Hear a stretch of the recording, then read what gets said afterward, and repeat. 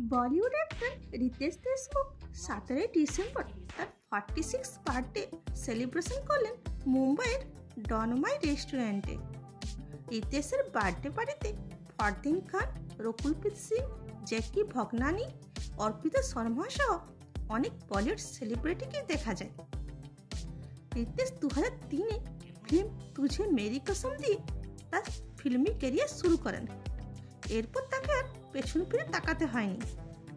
এই ফিল্মে রিতেশের ওয়াইফ জেনেলিয়া ডিসুজা তার সহ অভিনেত্রী হিসেবে কাজ করেন। এরপর তাদের মধ্যে রিলেশন শুরু হয়, পরে তারা নিজেরা বিয়ে করে নেন। পার্টিতে রিতেশ ও জেনেলিয়াকে একসাথে রোমান্টিক হাগ করতে দেখা গেছে। এরপর তারা সবাই মিলে খুব পার্টি এনজয় করে। এরকমই ভিডিও পেতে চ্যানেলটিকে লাইক, শেয়ার ও সাবস্ক্রাইব করুন। আর ফেসবুক, ইনস্টা থেকে দেখে থাকলে ফলো করুন। Thanks for watching.